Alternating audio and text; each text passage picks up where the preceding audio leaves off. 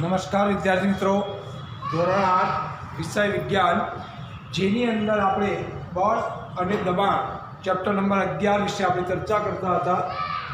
હવે ચેપ્ટર 11 ની અંદર આપણે બળ વિશેના કેટલાક ઉદાહરણો જોયા, બળ અને તેના પ્રકારો જોયા, બરાબર છે. ઘર્ષણ બળ વગેરે એના 5 પ્રકાર, ગુરુત્વાકર્ષણ બળ, ચુંબકીય બળ, એના વિશે આપણે ચર્ચા કરી હતી. હવે આજે આપણો બળનો મુદ્દો પૂરો થઈ ગયો છે. હવે આજે આપણે દબાણ વિશે ચર્ચા કરીશું. દબાણ કોને કહેવાય? સૌથી પહેલાં હું દબાણનો તમને ખ્યાલ આપીશ, એ પછી એના 4-5 ઉદાહરણ આપીશ અને એ પછી 3 પ્રવૃત્તિઓ એમ કરીને 4 પ્રશ્નો આજે ચલાવવાના છે. તો વિદ્યાર્થી મિત્રો, આપણો પહેલો પ્રશ્ન છે દબાણની વ્યાખ્યા, સૂત્ર અને ઉદાહરણ આપો, જણાવો. બરાબર છે. પરીક્ષામાં 1 ઉદાહરણ પૂછાય, 2 પણ પૂછાય અને 3 પણ પૂછાય. તો હવે હું દબાણની તમને વ્યાખ્યા કહું છું કે દબાણ કોને કહેવાય. હું પહેલાં તમને 1-2 પ્રેક્ટિકલી બતાવી દઉં કે આ ચોક છે, આ ચોકને હું અહીંયા લખું છું, બરાબર છે. તો ચોક ઉપર હું દબાણ લગાવું છું, દબાણ, અને ચોક ઉપર દબાણ લાગવાના કારણે ચોક એ બોર્ડ સાથે ઘર્ષણમાં આવે છે, પણ એ આપણે ઘર્ષણ બળમાં લઈશું, બરાબર છે. હવે આપણે અહીંયા ઊભા છીએ તો આપણા ઉપર પણ દબાણ લાગે છે, બરાબર છે, પણ આપણી બોડીની અંદર એ પ્રમાણે દબાણ ગુરુત્વાકર્ષણ બળ છે અને એના કારણે આપણને દબાણની અસર થતી નથી. હવે આપણે અહીંયા દબાણની વ્યાખ્યા કહી દઈએ. પહેલાં એકમ ક્ષેત્રફળ દીઠ લાગતા બળને આપણે દબાણ કહીએ છીએ. દબાણની વ્યાખ્યા થશે એકમ ક્ષેત્રફળ દીઠ લાગતા બળને દબાણ તરીકે ઓળખવામાં આવે છે. તો હવે દબાણનું તમને સૂત્ર કહીએ તો દબાણનું સૂત્ર થાય P = F/A. હવે તમને સાહેબ P શું છે, F કોને કહેવાય, A કોને કહેવાય? તો આપણે શોર્ટકટમાં લખવું હોય તો Pને આપણે દબાણ કહીશું, Fને આપણે બળ કહીએ છીએ અને Aને ક્ષેત્રફળની સંજ્ઞા છે. આ 3 સંજ્ઞાઓથી સૂત્રને ટૂંકમાં યાદ રાખવું હોય તો P = F/A થાય. હવે એ સૂત્રને હું શબ્દોમાં વર્ણન કરું છું તો દબાણ બરાબર બળ ભાગ્યા એટલે છેદમાં જે સપાટી એટલે પૃષ્ઠ, બરાબર છે, જે સપાટી પર લાગતું હોય તેનું ક્ષેત્રફળ, બરાબર, જે સપાટી નીચે હોય તળિયે એનું ક્ષેત્રફળ આપણે લેવું પડે છે. હવે હું તમને એક ઉદાહરણ આપું છું કે લાકડું છે, સમજી લો કે મારી પાસે એક લાકડું છે અને એ લાકડા ઉપર મેં એક ખીલ્લી લીધી, બરાબર છે, આ ખીલ્લી છે. હવે આ ખીલ્લીનો આ ભાગ ઉપરનો ભાગ છે, આ અણીવાળો ભાગ છે. હવે હું આ ઉપરનો ભાગ આમ રાખીશ, ઊંધો રાખીશ, આ ઉપરનો જે જાડો ભાગ મથાળો, એ મથાળાને હું નીચે રાખું અને લાકડા ઉપર આ અણીવાળા ભાગ ઉપર હથોડી મારીશ તો શું પરિણામ આવશે? તો વિદ્યાર્થી મિત્રો, તરત તમે કહેશો કે સાહેબ તમે ખોટી મહેનત કરો છો. કેમ? કારણ કે ખીલ્લીનો જે પહોળો ભાગ છે એ લાકડાની અંદર ઘૂસવાનો નથી. કેમ કે સપાટીનું ક્ષેત્રફળ વધારે છે, એના લંબરૂપે લાગતું બળ એના ઉપર કાર્ય કરશે નહીં. એટલે કે ઊંધી ખીલ્લી તમે લાકડામાં મારશો તો એ લાકડાની અંદર ઘૂસશે નહીં, બરાબર છે. જ્યારે એ જ ખીલ્લીને તમે સીધી કરી નાખો, અણીવાળો ભાગ લાકડાની ઉપર મૂકો અને જે ઉપર પહોળો ભાગ છે, મોટો ભાગ છે, એના ઉપર તમે હથોડી મારશો તો સરળતાથી એ લાકડાની અંદર ઠોકી શકશો અને તમે સફળ થઈ શકશો. તો અહીંયા મેં શબ્દોમાં જેનું વર્ણન કર્યું છે એને ધ્યાન આપજો, એકદમ શોર્ટકટમાં, બરાબર છે. તમારી ચોપડીની અંદર 10 લાઇનની અંદર મુદ્દા આપેલા છે, મેં માત્ર 3 લાઇનની અંદર લખેલા છે. લાકડાના પાટિયામાં એક ખીલ્લીને તેના શીર્ષથી ઠોકવાનો પ્રયત્ન કરો તો સફળ થશો નહીં, પરંતુ ખીલીને તેના અણીદાર છેડા પાસે ઠોકવાનો પ્રયત્ન કરશો તો સફળ થશો. આ એક જ વિધાન. જો અણીવાળા ભાગથી તમે ખીલીને મારશો તો તમે સફળ થશો. ખીલી લાકડાની અંદર ઘૂસશે. જ્યારે એનો ઉપરનો જે પહોળો ભાગ છે એટલે કે મથાળું એને જો તમે લાકડામાં મારવાની કોશિશ કરશો તો તમે સફળ થશો નહીં. બીજો ઉદાહરણ તમને આપું એક. શાકભાજીને મુઠ્ઠી તેમજ તમે જે ચપ્પુ વાપરો છો કે ઘરે સરી વાપરો છો એ ચપ્પુ જો ગુઠ્ઠું હશે એટલે કે એની ધાર નહીં હોય અને તમે શાકભાજી કાપવાની કોશિશ કરો છો તો શું થાય છે? તો તરત તમે કહેશો કે સાહેબ શાકભાજી સરળતાથી કપાતું નથી.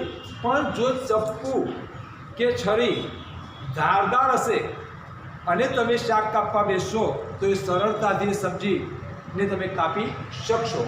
તો આ પણ એક દબાણનું ઉદાહરણ છે. બીજું, પુલી.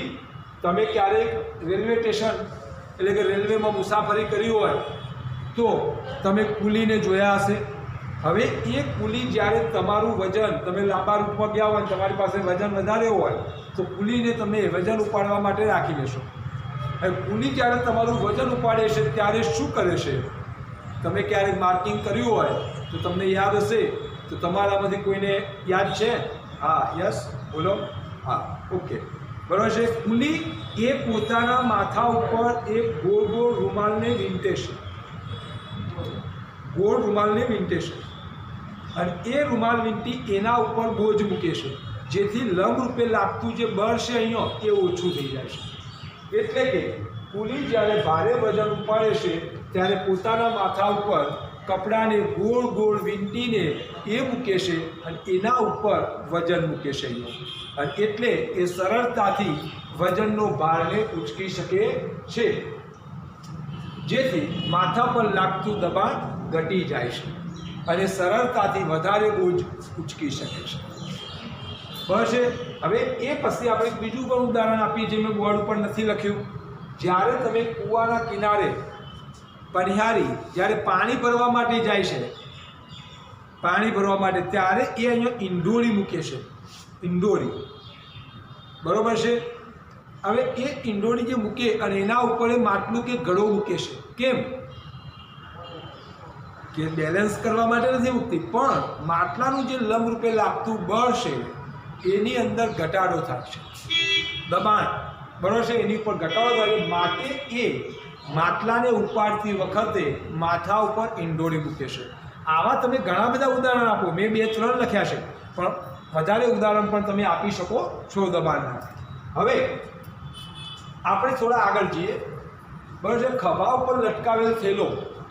ઉદાહરણ નંબર 5. ખભા ઉપર લટકાવેલ થેલોની પટ્ટી અહીંયા જે લટકાવીએ છીએ આપણે પહોળી રાખીએ છીએ.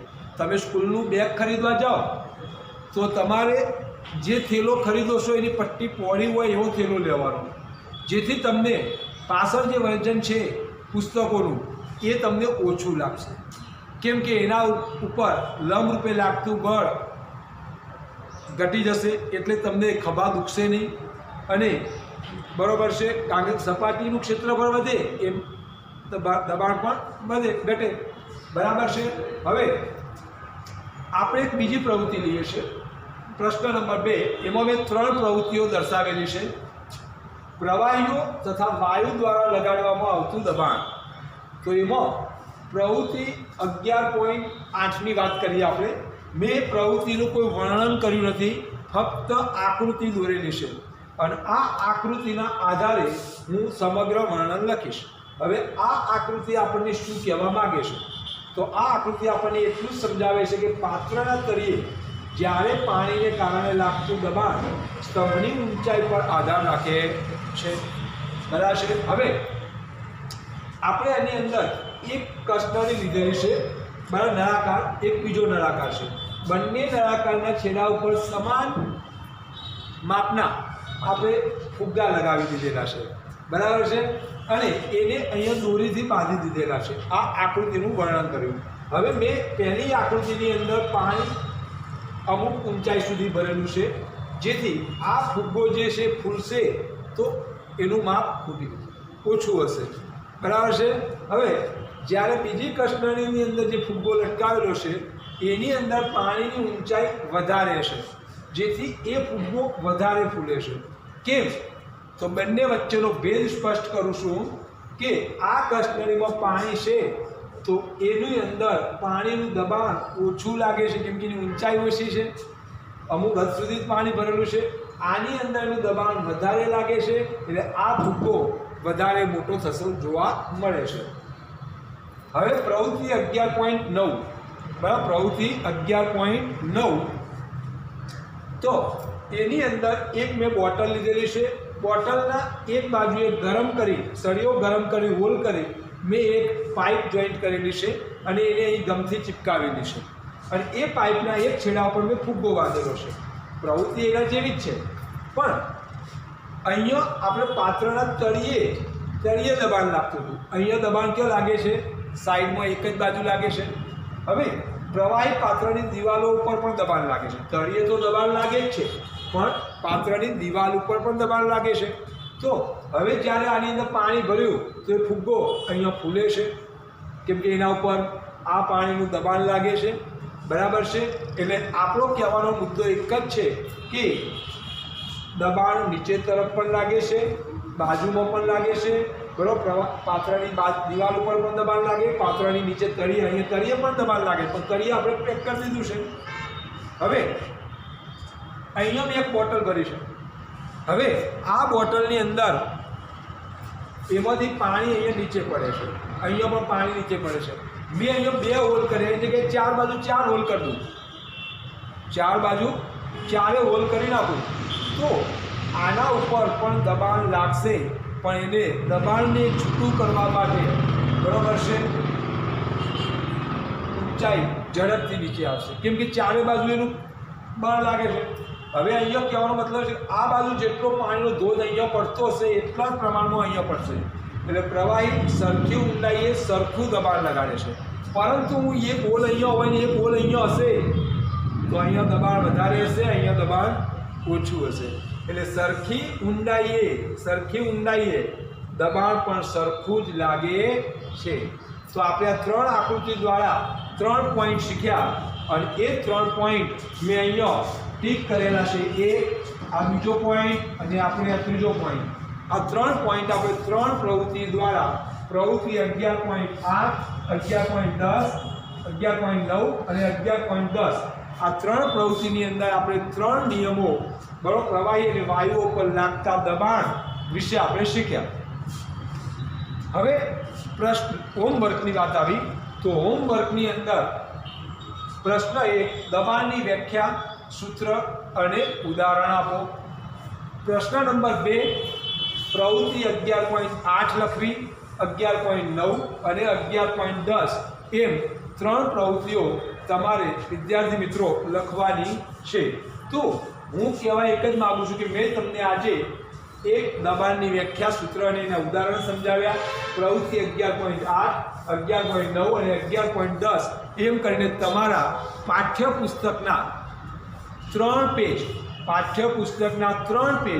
મેં ખાલી એક બોર્ડ ઉપર તમને શોર્ટમાં લખીને સમજાવેલા છે. તો આને તમારે વિસ્તૃત માહિતી, જેટલી હું બોલું છું એટલી માહિતી તમારે લખવાની છે. હા, આ પ્રશ્ન બેઠો ઉતારશો તો ચાલશે. પાણી અંદર પ્રવૃત્તિનું વર્ણન, આનું પ્રવૃત્તિનું વર્ણન અને આ પ્રવૃત્તિનું પણ તમારે વર્ણન કરવાનું રહેશે. તો વિદ્યાર્થી મિત્રો, આજનું હોમવર્ક મેં તમને નીચે લખેલું છે.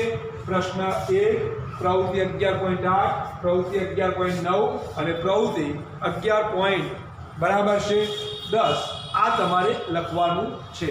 તો અને આ 4 પ્રશ્નની અંદર કંઈ સમજણ ના પડે તો તમે મને મારા મોબાઈલ નંબર ઉપર ફોન કરીને પૂછી શકો છો અને એનું સોલ્યુશન મેળવી શકો છો. જય હિન્દ, નમસ્તે, અસ્તુ.